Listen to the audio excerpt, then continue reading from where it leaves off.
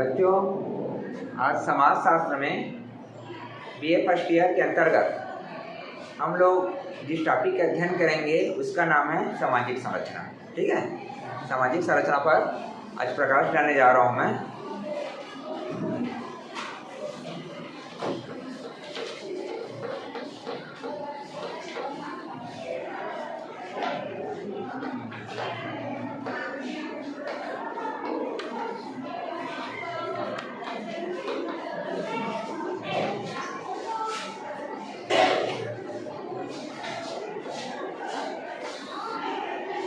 ठीक है,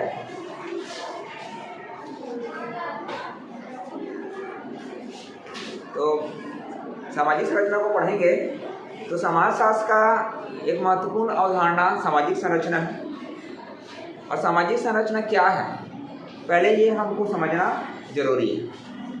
तो अगर हम देखें तो सामाजिक संरचना दो शब्दों से मिलकर बना हुआ शब्द है। यहाँ पर अगर हम शब्दों पर ध्यान दें तो सामाजिक और दूसरा संरचना। समाज को तो मैं पहले ही बता चुका हूँ, समाज क्या है। ठीक है, सामाजिक संबंधों की जटिल व्यवस्था को समाज कहते हैं। और सामाजिक संबंध और समाज के बारे में बहुत कुछ मैं प्रकाश डाल चुका हूँ। ठीक है, तो यहाँ पर अब मैं संरचना पर सीधा आ जाता हूँ मैं। ठीक है, समाज से जुड़ा हुआ शब्द सामाजिक है। ठीक है, तो अब यहाँ पर संरचना पर मैं थोड़ा फोकस कर देता हूँ, उसके बाद सामाजिक संरचना पर हम पहुँच जाएंगे। संरचना किसे कहेंगे? ठीक है, तो संरचना को इंग्लिश में स्ट्रक्चर बोलते हैं। और संरचना जो है लैटिन भाषा का शब्द है, लैटिन भाषा से बना हुआ शब्द है, जिसका अर्थ होता है निर्माण करना, मतलब बनाना। पहले संरचना शब्द का इस्तेमाल, उसका उपयोग स्थापत्य के क्षेत्र में होता था। जो मकान या भवन की जो संरचना होती थी, बनावट होती थी, उसके लिए पहले इसका उपयोग होता था संरचना शब्द का। ठीक है, और समाज शास्त्र में यह जो शब्द है प्राणी शास्त्रीय विवेचन से आया हुआ है। ठीक है, अब हम सीधा पहुंचेंगे कि संरचना किसे कहेंगे। ठीक है, तो जो संरचना होता है किसी भी वस्तु के जो भाग रहते हैं, उसकी जो इकाइयाँ रहती हैं। ठीक है, तो उसके किसी भी वस्तु के जो भाग हैं या जिसको हम इकाई कहते हैं, ये जो बहुत सारी इकाइयाँ जब क्रमबद्ध अव्यवस्थित रूप से जुड़ जाती हैं, ध्यान देकर थोड़ा सुनना समझना है ना। किसी भी वस्तु के जो बहुत सारे भाग हैं, तो उनके जो बहुत सारे भाग हैं या इकाइयां हैं, जब क्रमबद्ध अव्यवस्थित ढंग से जुड़ जाती हैं आपस में और जुड़ने के बाद एक सार्थक आकार बनाती हैं, तब उसके जो बाहरी जो बनावट है उसी को हम क्या कहते हैं? संरचना कहते हैं। ठीक है, मैं आप लोगों को एक एग्जांपल देना चाहूँगा। ये क्या है बच्चे लोग? मेरे पास पेन है ना। पूरा जो रचना है हमको पेन के रूप में दिखाई दे रहा है, पेन बोलते हैं हम लोग, सही है ना। अब देखो, अब इसको निकालते हैं, इसके अलग अलग भागों को। ये क्या है? ढक्कन। जोर से बोलना, क्योंकि वीडियो रिकॉर्डिंग हो रहा है ना। बाकी लोग तो सुनेंगे ना। यहाँ के बच्चे लोग इस प्रकार से अच्छे से पार्टिसिपेट करते हैं, एक्टिव रहते हैं करके। ये ढक्कन हो गया है ना। ये नीचे क्यों हम इसको निकालते हैं? ये क्या है? पेन का एक बाहरी आवरण है, प्लास्टिक का बना हुआ। ठीक है, ये क्या है? रिफिल है ना। अब देखो, अगर हम रिफिल को मैं अपने पास रख लेता हूँ, इस प्रकार से हम अगर इसको पेन बोलेंगे क्या? अभी पेन नहीं है ना। अब तो केवल एक प्लास्टिक का बाहरी आवरण हो गया ये। इसको पेन बोलेंगे? इसको ही पेन नहीं बोलेंगे, इसके रिफिल हो गए। ठीक है ना। लेकिन अगर ये सब चीजें, ये प्लास्टिक का जो आवरण है, ठीक है, ये जो प्लास्टिक का आवरण है और ये जो रिफिल है, सबको अगर हम क्रमबद्ध व्यवस्थित रूप से जमा देंगे तब तो पेन बनेगा ना। अगर मान लो ये रिफिल को हम इस प्रकार से उल्टा कर दें, लिखने वाला भाग को जो इधर रहना चाहिए, अगर हम उसको उलट देते हैं, उल्टा करके इस प्रकार से लगा देते हैं, तो भी पेन निकल आएगा। पेन किसे कहेंगे? जो लिखने का काम है, जो कई भागों से मिलकर बना हुआ है और जो व्यवस्थित ढंग से जमा हुआ है और लिखने का काम है, उसी को हम पेन कहेंगे। अगर हम इसको लिखने वाला भाग उल्टा कर दे रहे हैं इस प्रकार से, तो भी पेन निकल आएगा। नहीं कहलाएगा ना। तो ये जो प्लास्टिक का जो आवरण है इसको हम ले लिए, उसके बाद रिफिल को इस प्रकार से अंदर डाल दिए व्यवस्थित ढंग से ना। अब उसके बाद ये नीचे की ओर इस प्रकार से इसको बंद कर दिए, उसके बाद ये ढक्कन को लगाएंगे तभी पेन कहलाएगा ना। आ रहा है समझ में? यही संरचना है, मतलब इसके जो बहुत सारे भाग हैं, जैसे हमने देखा प्लास्टिक का आवरण है, ये ढक्कन है, रिफिल है, ठीक है। जब हम इसको क्रमबद्ध व्यवस्थित ढंग से इसको जमा देते हैं, सार्थक रूप से जुड़ जाता है, और उसके बाद एक जो बाहरी हमको एक बनावट प्राप्त होता है, उसी को हम क्या कहेंगे? संरचना कहेंगे। क्लियर हो रहा है? ठीक है। तो इसके जो अलग अलग जो पार्ट्स हैं वो क्या कहलाएंगे? उसकी इकाई कहलाएंगे, भाग कहलाएंगे। ये ढक्कन है, रिफिल है, प्लास्टिक का आवरण है। क्लियर हो रहा है ना? तो ठीक इसी तरह से संरचना होता है,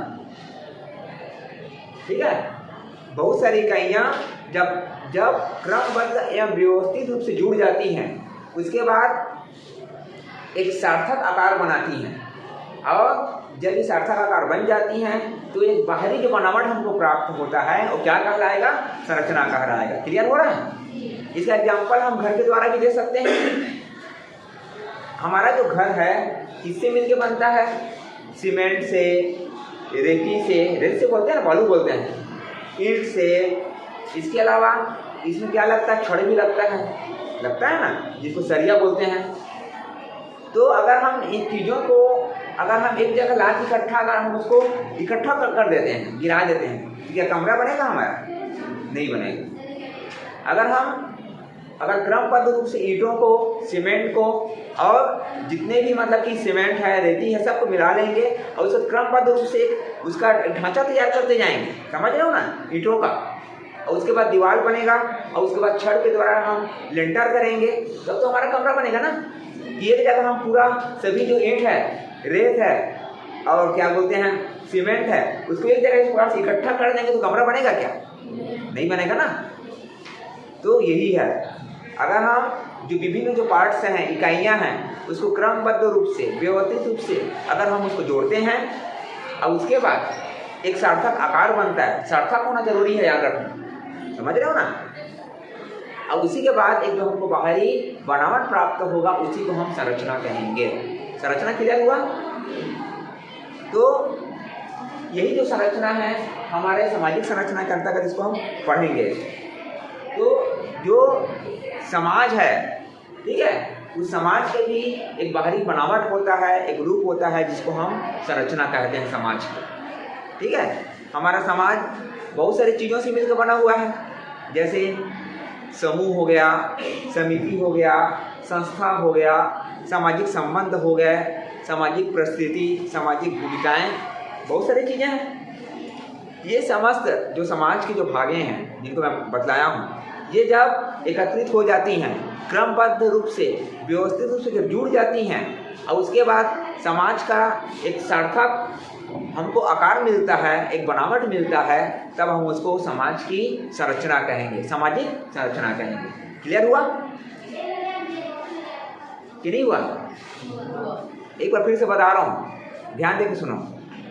हमारे समाज में बहुत सारे भाग पाए जाते हैं, ठीक है ना।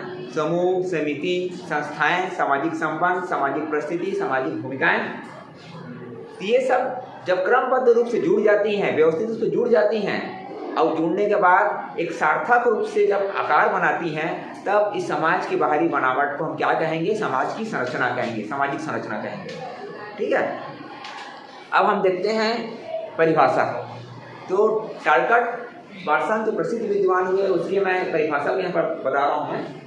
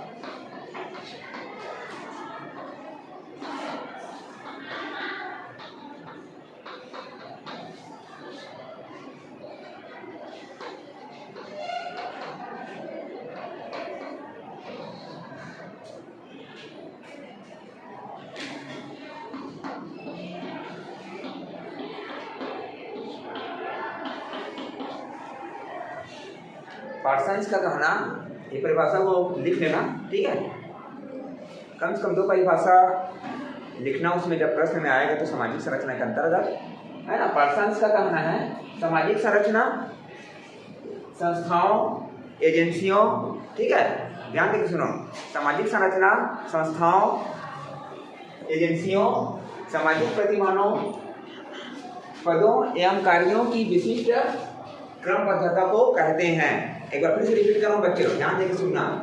सामाजिक संरचना संस्थाओं, एजेंसियों, सामाजिक प्रतिमान, पदों एवं कार्यों की विशिष्ट क्रमबद्धता को कहते हैं। ये टारगेट पर्सन्स का कहना है, ठीक है।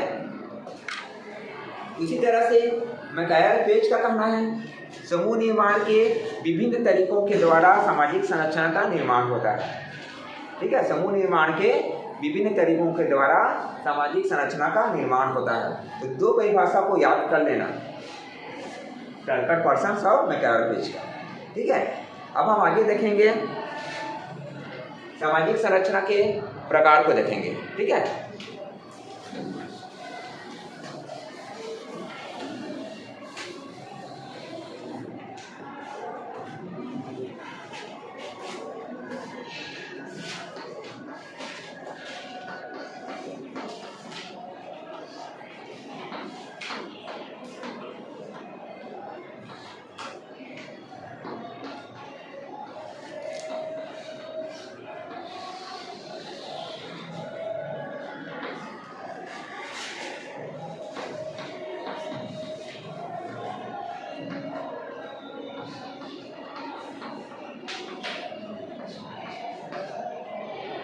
रेडक्लिफ ब्राउन ये ब्रिटिश के एक प्रसिद्ध मानव शास्त्री हुए, है ना।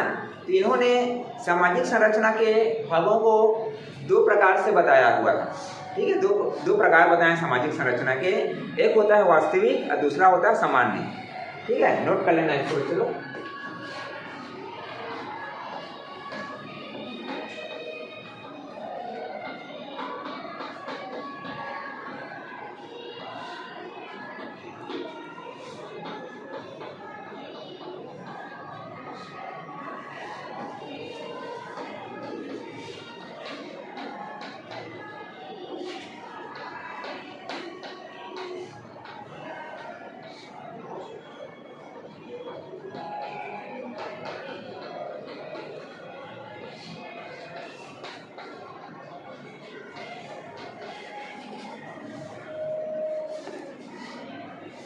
तो रेडक्लिफ ब्राउन ने कितने प्रकार बताए सामाजिक संरचना के?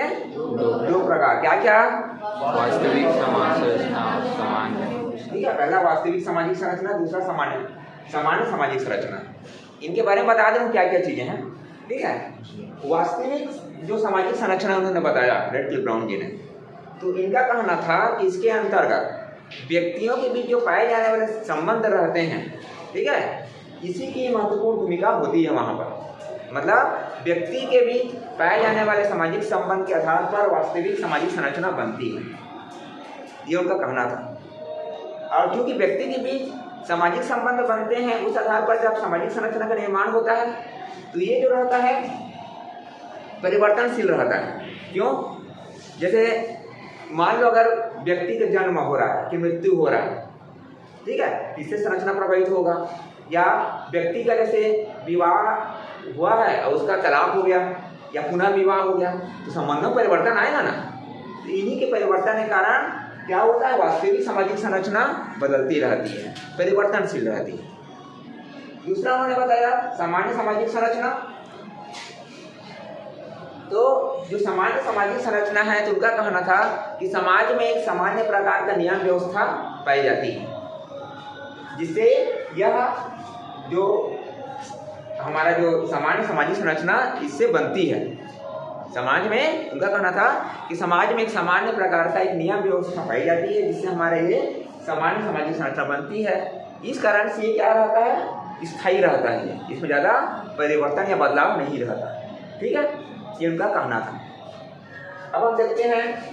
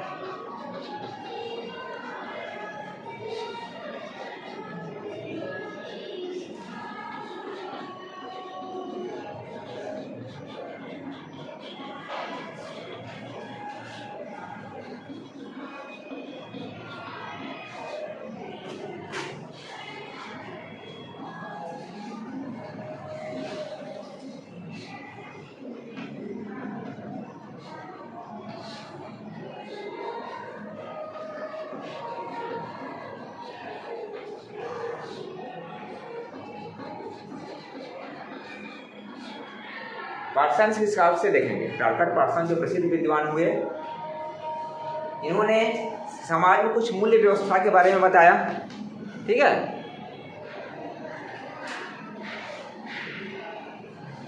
और उसी मूल्य व्यवस्था के आधार पर उन्होंने सामाजिक संरचना को 4 भागों में बांटा हुआ है ना। पहला है सार्वभौमिक प्रदत्त, दूसरा है सार्वभौमिक अर्जित, तीसरा है विशिष्ट प्रदत्त और चौथा है विशिष्ट अर्जित। इन 4 भागों में उन्होंने इसको बताया हुआ है। पुस्तक में नहीं दिया है, इसको नोट कर लेना है ना। लेट क्ले ब्राउन का नहीं दिया है, हमारे BA फर्स्ट ईयर की पुस्तक में जो जिस प्रकाशन का हम लोग देख रहे हैं, है ना, ये तो इसको नोट कर लेना, इसको लिख लेना, इसको, है ना। परीक्षा में जब आएगा तो ये सबको लिख देना, अच्छे अंक मिलेंगे। लेट क्ले ब्राउन का लिख देना और पार्सन्स का। तो पार्सन्स ने 4 प्रकार बताए हैं, सार्वभौमिक प्रदत्त, सार्वभौमिक अर्जित, विशिष्ट प्रदत्त और विशिष्ट अर्जित। प्रदत्त तो क्या होता है, जो हमको जन्म से ही प्राप्त हो जाता है, बिना प्रयास के हमको अपने आप मिल जाता है, वो प्रदत्त है। ठीक है, मैं परिस्थिति और भूमिका के बारे में बताया था, प्रदत्त और अर्जित याद है ना। ठीक है, और दोबारा उसको डिटेल में नहीं जाऊँगा। तो प्रदत्त में हमको बिना मेहनत के ये अपने आप प्राप्त हो जाता है, वो प्रदत्त है। अर्जित क्या है, जिसको हम अपने मेहनत से योग्यता के द्वारा जिसको प्राप्त करते हैं, वो अर्जित कहलाता है। ठीक है, तो सार्वभौमिक प्रदत्त एक प्रकार हो गया, जैसे हमारा इसमें क्या आ जाएगा, जैसे हमारा परंपरा है समाज का, यह आ जाएगा। दूसरा नंबर हम देखते हैं सार्वभौमिक अर्जित, तो इसमें क्या आ जाएगा, हमारा जैसे वर्ग व्यवस्था है ना। बाद में आप लोगों के जाति वर्ग जब पढ़ेंगे तो मैं उसका और डिटेल में बताऊंगा मैं। तो जैसे हमारा वर्ग व्यवस्था इसी में आ जाएगा, सार्वभौमिक अर्जित में आ जाएगा। फिर विशिष्ट पदार्थ, तो विशिष्ट पदार्थ क्या है, स्पेन में ये जो स्पेन देश है वहाँ पाया जाता है ये। विशिष्ट अर्जित ये हमारे जैसे भारत में पाया जाता है, जैसे परिवार गोत्र इसमें आ जाएंगे। ठीक है, तो ये पर्सन्स की 4 बताए हुए 4 प्रकार हो गए। ठीक है, अब हम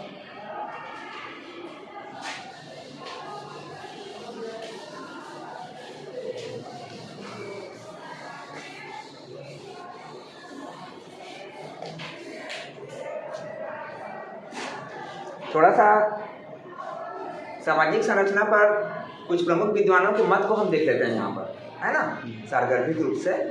तो पहले देखेंगे रेड क्लिफ ब्राउन का। ठीक है, पहले किसका देखेंगे, रेड क्लिफ ब्राउन का।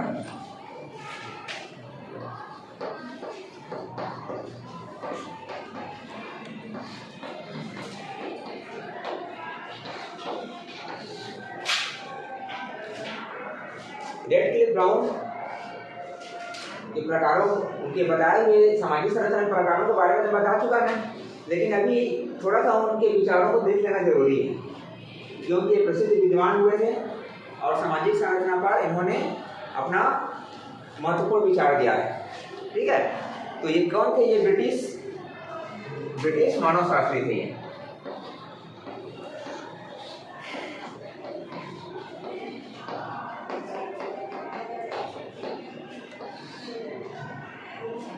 ठीक है, कौन थे ये, ब्रिटिश मानवशास्त्री थे। इन्होंने कई पुस्तकों की रचना की, जिसमें से 2 प्रमुख इनकी पुस्तकें हैं। ठीक है, पहला है इनका जो पुस्तक है, प्रसिद्ध पुस्तक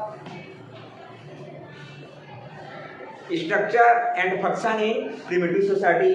ठीक है, structure and function in primitive society इनका प्रसिद्ध पुस्तक हुआ, जिसमें इन्होंने सामाजिक संरचना प्रकार के बारे में इन्होंने प्रकाश डाला हुआ है। और एक पुस्तक है African system of kinship and marriage, इसमें भी उन्होंने महत्वपूर्ण प्रकाश डाला हुआ है। ठीक है, इनका विचार क्या है, इनका सामाजिक संरचना पर, इसको हम देखेंगे।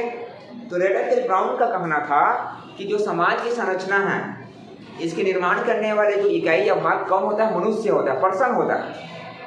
ठीक है, सामाजिक संरचना का निर्माण किससे होता है, उनका कहना था मनुष्य के द्वारा। लेकिन कैसा मनुष्य, जो सामाजिक कर्ता के रूप में है, पर्सन के रूप में है। ठीक है, जो सामाजिक कर्ता के रूप में है, उसी व्यक्ति के द्वारा समाज की संरचना का निर्माण होता है।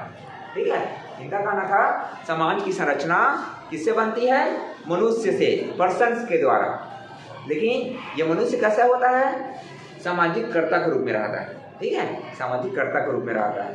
तो यही जो सामाजिक कर्ता के रूप में जो मनुष्य है, यही जब आपस में जब क्रमबद्ध रूप से व्यवस्थित रूप से जुड़ जाते हैं तब समाज की संरचना बनाते हैं, ये उनका कहना था। और चूंकि समाज की संरचना का निर्माण मनुष्य से होता है, इसलिए उन्होंने संरचना को यहाँ पर क्या कहा, उन्होंने मूर्त कहा है। मूर्त मतलब जिसको हम देख सकते हैं आंखों से।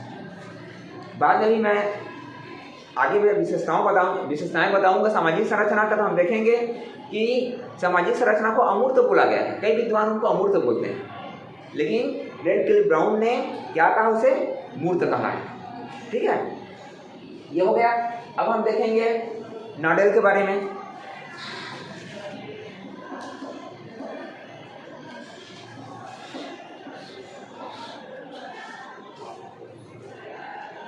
तो नाडेल भी एक ब्रिटिश के प्रसिद्ध विद्वान हुए और उन्होंने सामाजिक संरचना पर प्रकाश डाला हुआ है।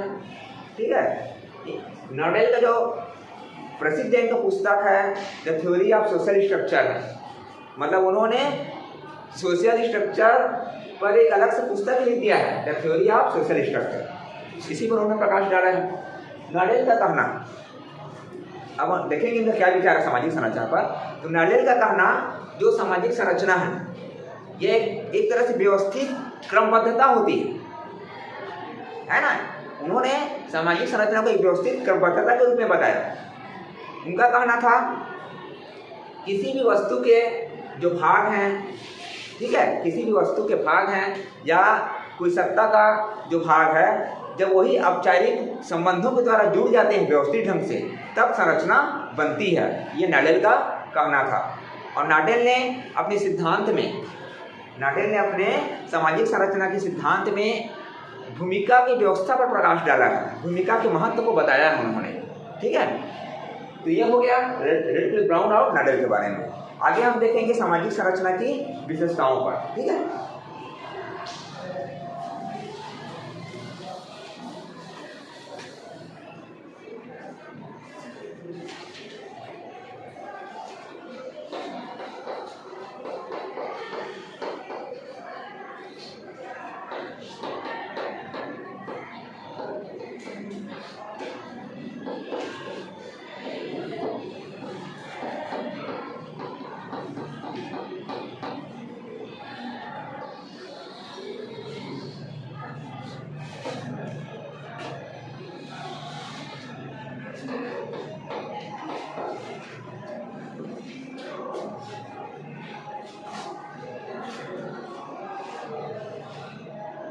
तो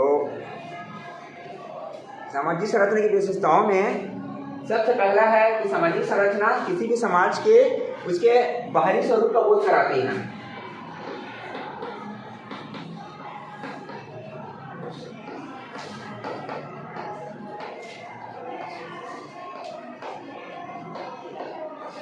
पहले उसी विशेषताओं को मैं लिख लेता हूँ, है ना, पूरा क्रमबद्ध रूप से, उसके बाद उसको मैं एक्सप्लेन कर दूंगा, बनेगा ना।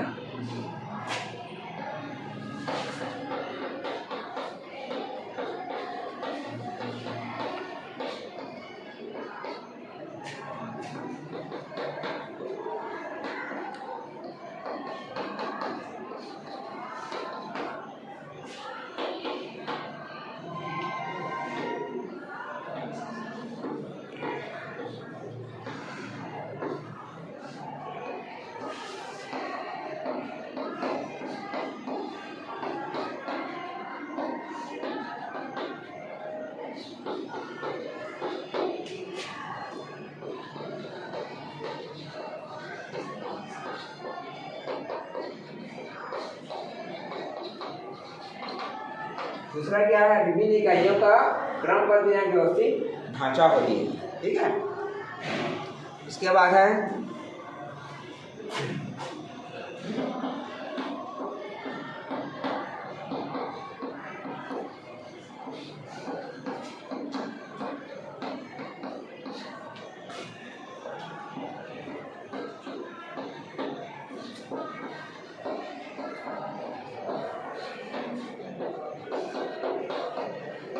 तीसरा क्या है, सामाजिक संरचना अखंड व्यवस्था नहीं है ना। इसको बाद में भी क्लियर कर दूंगा पूरा लिखने के बाद।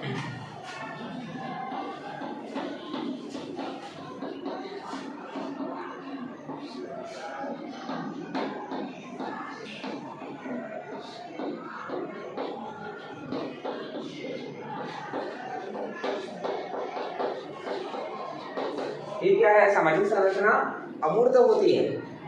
ठीक है, चौथा नंबर।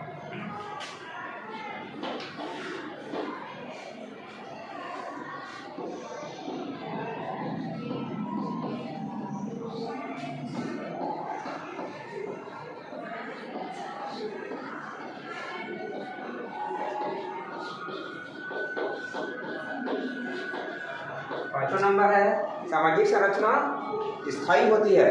ठीक है, पांचवा नंबर क्या है, सामाजिक संरचना स्थायी होती है। ठीक है, छठवां है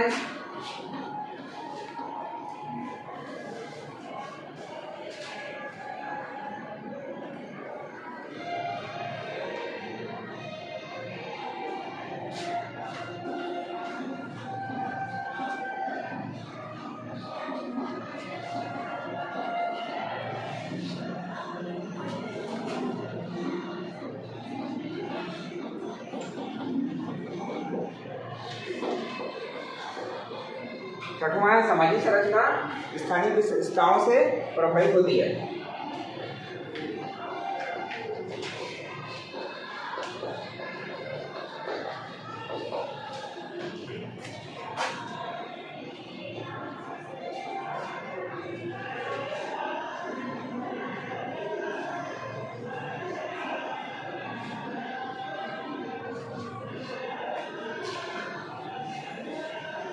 फिर सामाजिक संरचना का निर्माण अनेक उप संरचनाओं से होता है।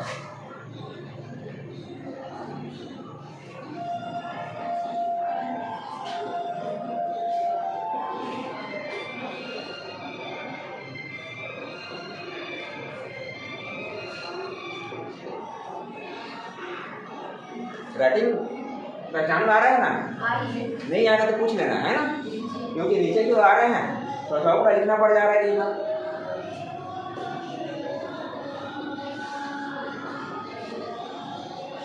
चौथा नंबर क्या है, सामाजिक संरचना का निर्माण अनेक उप संरचनाओं से होता है। ठीक है,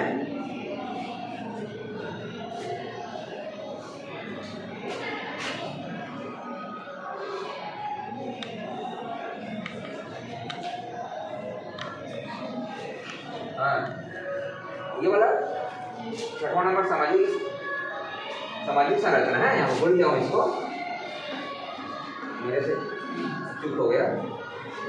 यहाँ पर संरचना जोड़ना है, सामाजिक संरचना स्थानीय विशेषताओं से प्रभावित होता है। छठवां नंबर।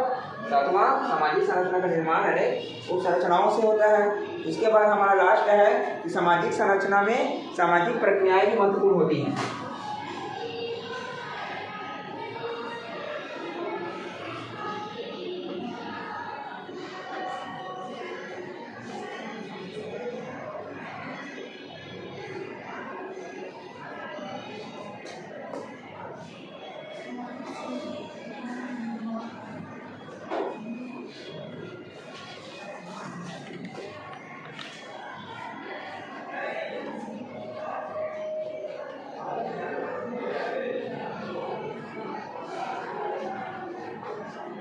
चार विशेषताएं हैं। ठीक है, अब मैं इनको बारी बारी से इसको बताते हुए इसको एक्सप्लेन करते जाऊंगा, ध्यान देकर सुनते जाना है ना। पहला है सामाजिक संरचना समाज के बाह्य स्वरूप का बोध कराती है। मैं थोड़ी देर पहले समाज की संरचना के बारे में बताया हूँ, संरचना के बारे में बताया हूँ। ठीक है, तो जो समाज की जो संरचना रहती है, क्या रहती है, समाज के जो बाहरी स्वरूप है, बाहरी बनावट को हमको बतलाती है कि हमारा समाज किस प्रकार से है। ठीक है, पहला क्लियर हुआ। दूसरा है विभिन्न इकाइयों का क्रमबद्ध या व्यवस्थित ढांचा होता है। संरचना के बारे में तो मैं क्लियर किया हूँ कि किस प्रकार से बहुत सारी इकाइयाँ क्रमबद्ध व्यवस्थित जुड़ी रहती हैं सार्थक रूप से। बस वही चीज़ें यहाँ समाज की संरचना में पाई जाती हैं। समाज के जो विभिन्न भाग हैं, विभिन्न इकाइयाँ, वो क्या है, क्रमबद्ध व्यवस्थित से जुड़ जाती हैं और सार्थक रूप से जुड़ी रहती हैं। ठीक है। तीसरा नंबर है सामाजिक संरचना अखंड व्यवस्था नहीं है। अखंड मतलब जिसके कोई खंड या भाग, जैसे हमारा चाक है, चाक पूरा एक सिंगल है हमारे पास, है कि नहीं, ये अखंड है हमारा। अखंड मतलब उसके आप कोई भाग के जोड़ नहीं पाए जाएंगे। लेकिन अगर हम इस चाक को अगर दो भागों में तोड़ दिए और उसके बाद इसको जोड़ रहे हैं, मान इस प्रकार से ऊपर एक रख रहे हैं इसको व्यवस्थित ढंग से, तो क्या हो गया, हमारा खंडित हो गया ना। ये वाला हमारा खंडित व्यवस्था है। दो चाक आपस में मिलकर इस प्रकार से जुड़ी हुई हैं, तो बस हमारा जो समाज की जो संरचना है इस चार्ट की तरह है, जो पूरा अखंडित नहीं है, मतलब पूरा एक नहीं पाया जाता, बहुत सारे भाग उसके पाए जाएंगे, बहुत सारे खंड पाए जाएंगे। और वही खंड जब व्यवस्थित रूप से क्रमबद्ध रूप से जुड़ जाती हैं, सार्थक रूप से जुड़ जाती हैं, तब हमारा पूरा एक समाज का ढांचा बनता है, जिसको हम सामाजिक संरचना कहते हैं। क्लियर हो रहा है? अखंड मतलब अखंड नहीं है, मतलब इसमें खंड पाए जाते हैं, भाग पाए जाते हैं। अब भाग क्रमबद्ध व्यवस्थित रूप से जुड़कर एक सार्थक आकार बनाएंगी, एक ढांचा बनाएंगी, तभी समाज का संरचना कहलाएंगी। क्लियर हो रहा है? फिर है सामाजिक संरचना अमूर्त होती है। सामाजिक संरचना अमूर्त होती है। अमूर्त किसे कहेंगे? बिल्कुल, बहुत अच्छा, जो हमको दिखाई ना दे, हम अनुभूति करें। जैसे हमारी आवाज़ को हम सुन रहे हैं, समझ रहे हैं, अनुभूति कर रहे हैं, लेकिन हम अपने आवाज़ को देख सकते हैं क्या? फूलों की खुशबू, हम फूल को देख सकते हैं, फूल हमारा मूर्त है। हमारे पास गुलाब का फूल है ना, तो फूल हमारा क्या है? दिख रहा है, उसकी बनावट दिख रहा है, वो मूर्त है। मूर्त मतलब जिसको हम आंखों से देख सकते हैं, उसके बनावट को, वो मूर्त है। तो गुलाब के फूल को हम देख सकते हैं, लेकिन गुलाब के फूल में जो सुगंध है, क्या हम उसको देख सकते हैं क्या? वह मूर्त है, जो नहीं दिखता, एहसास होता है। तो वैसे ही समाज की जो संरचना होती है, क्या होती है? अमूर्त होती है। ऐसा हमारे जो प्रसिद्ध विद्वान हैं, मैकाइवर क्लेज हैं, है ना, पार्सन्स हैं, लेवी स्ट्राउस हैं, इन्होंने कहा है, ठीक है, अधिकांश विद्वान इसको समाज की संरचना को अमूर्त मानते हैं। लेकिन कुछ विद्वान हैं, जैसे थोड़ी देर पहले मैंने रेडक्लिफ ब्राउन के बारे में बताया, उन्होंने इसको क्या कहा है? मूर्त कहा है, क्योंकि उनका कहना था कि मनुष्य से, पर्सन से मिला हुआ, सामाजिक कर्ता से मिलकर बना हुआ रचना होती है। इस कारण उन्होंने क्या कहा? उन्होंने मूर्त कहा, ठीक है। तो उसको रेडक्लिफ ब्राउन ने मूर्त कहा है, लेकिन अधिकांश विद्वान, मैकाइवर क्लेज हैं, पार्सन्स हुए, लेवी स्ट्राउस हुए, उन्होंने क्या कहा है? इसे अमूर्त कहा, ठीक है। फिर है सामाजिक संरचना स्थायी होती है। सामाजिक संरचना स्थायी होती है। स्थायी मतलब हमेशा बना हुआ। तो किस रूप में स्थायी रहता है? जो चीज़ें इसको मिलकर बनाती हैं वो चीज़ें स्थायी रहती हैं। जो भाग हैं मिलकर बनाते हैं, उनके संबंध हमेशा क्या होता है? बना रहता है, बहुत कम परिवर्तन होता है। इसी कारण से समाज की संरचना की प्रकृति क्या होती है? स्थायी रहती है, लंबे समय तक चलती रहती है। फिर है सामाजिक संरचना, 6वां नंबर की विशेषता है, सामाजिक संरचना स्थानीय विशेषताओं से प्रभावित होती है। तो कोई भी समाज की संरचना है, समाज की बनावट है, तो अपनी स्थानीय विशेषताओं, जैसे हमारा भौगोलिक दशा हो गया, वहाँ पर पाई जाने वाली संस्कृति हो गया, उससे प्रभावित होगी ना, है कि नहीं? तो वहाँ पर जो स्थानीय विशेषता पाया जाएगा, भौगोलिक दशा रहेगा, वहाँ पर जो संस्कृति रहेगा, उससे उस समाज की संरचना प्रभावित होती है, ठीक है। स्थानीय विशेषता कहने का तो वही है, ठीक है। फिर है सामाजिक संरचना का निर्माण अनेक उप सामाजिक संरचना का 7वां नंबर का, सामाजिक संरचना का निर्माण अनेक उप संरचनाओं से होता है।